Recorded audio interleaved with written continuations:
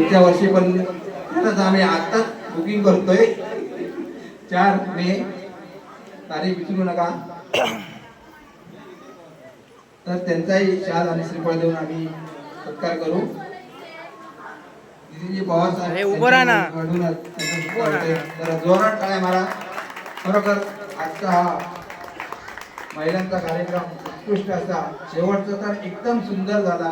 अजून पोट दुखायला लागलं.